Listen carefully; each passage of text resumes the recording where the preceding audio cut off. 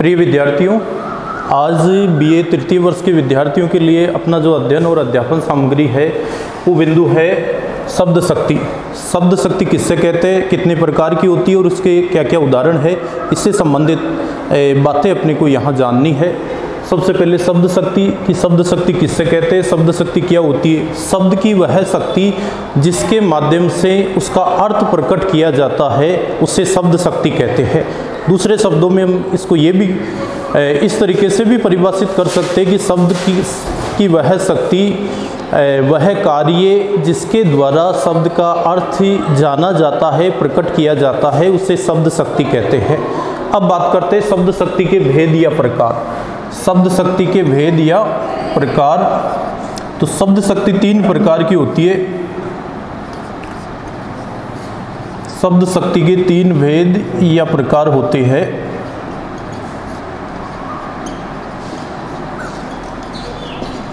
Number 1 है अभिधा शब्द शक्ति।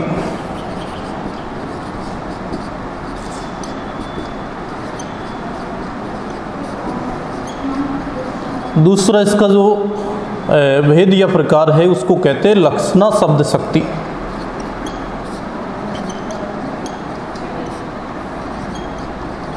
और तीसरा इसका भेद है व्यंजना शब्द शक्ति।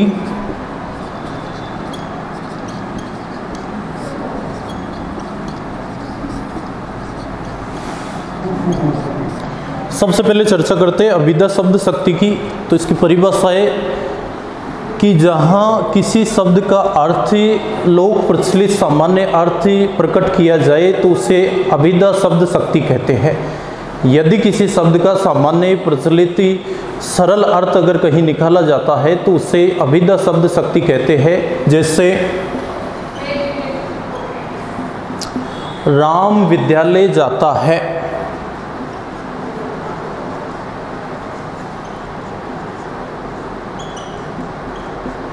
दूसरा इसका उदाहरण है श्याम पुस्तक पढ़ता है।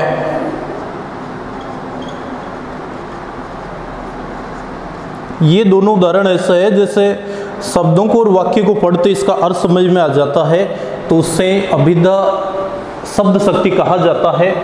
और इसके द्वारा प्रकट अर्थ को, अभिधा शब्द शक्ति के द्वारा प्रकट अर्थ को मुख्यार्थ या वाचार्थ के नाम से जाना जाता है।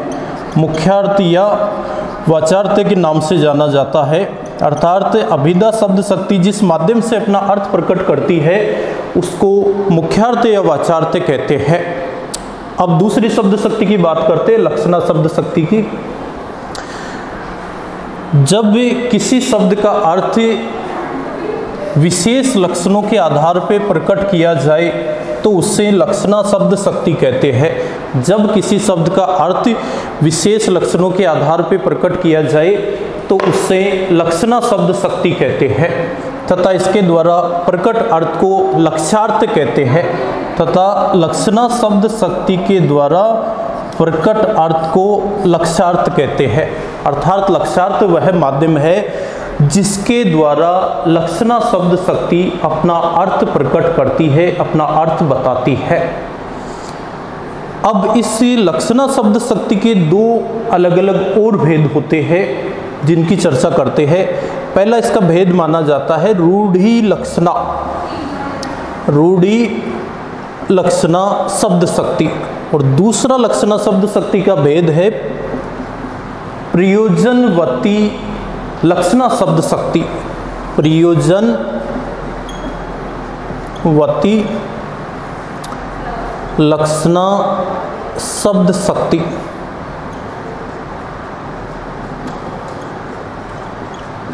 यदि लक्षणा शब्द शक्ति में किसी शब्द का अर्थ पहले से चली आ रही परंपरा के अनुसार अगर अर्थ निकाला जाता है तो उससे रूढ़ि लक्षणा के नाम से जाना जाता है। और यदि किसी विशेष उद्देश्य के लिए, विशेष लक्ष्य के लिए की प्राप्ति के लिए अगर लक्षणा शब्द शक्ति में किसी शब्द का अर्थ प्रकट किया जाता है तो उससे प्रयोजनवती लक्षणा शब्द शक्ति कहते हैं। अब इसके उदाहरण की बात करते हैं, लक्षणा शब्द शक्ति के उदाहरणों की। जैसे शिवाजी सिंह थे, तो यहाँ बात करेंगे छत्रपति शिवाजी सिंह थे। सिंह का अर्थ शेर न होकर छत्रपति शिवाजी जो थे वो सिंह के समान, शेर के समान साहसी थे, निडर थे, शक्तिशाली थे। अर्थात शिवाजी का संबंध यहाँ 4 पैरों वाले पशु जानवर से न होकर उसका विशेष अर्थ जो निकल रहा है लक्षणों के आधार पे, सिंह का अर्थ निकला है निडर, साहसी या हिम्मत वाला। दूसरे उदाहरण की बात करें जैसे गंगा पर घर, तो ये संभव नहीं है। गंगा पर घर होने का मतलब है कि गंगा के किनारे घर होना। ये उदाहरण आता है अपने प्रयोजनवती लक्षणा शब्द शक्ति का।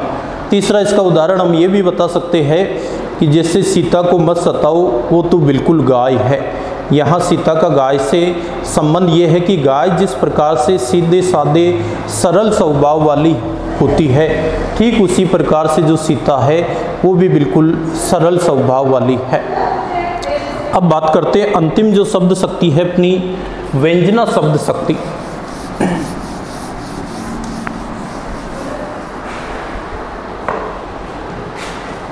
व्यंजना शब्द शक्ति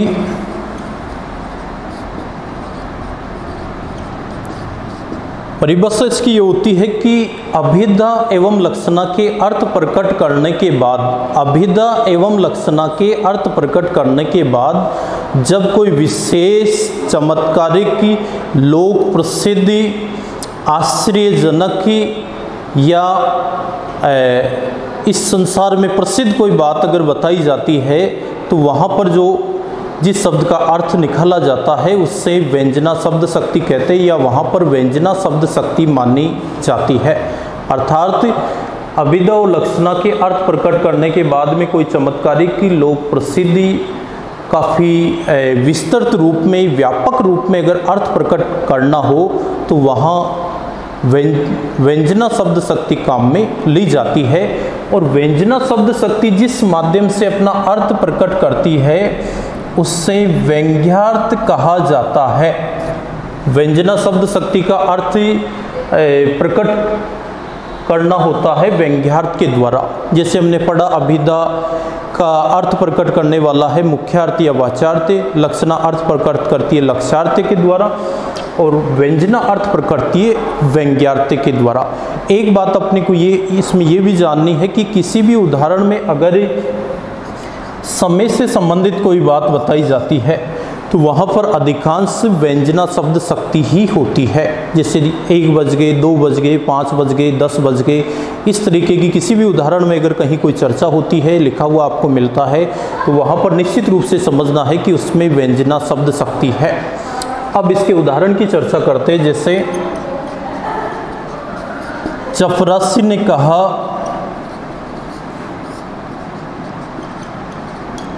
4 बज गए हैं।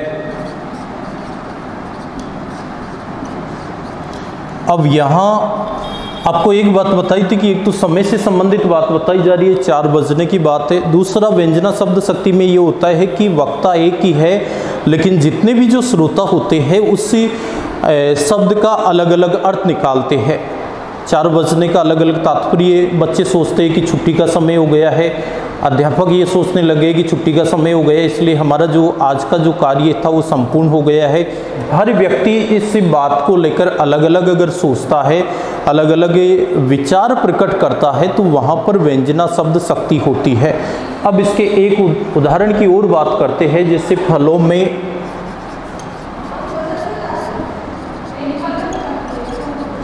आम तो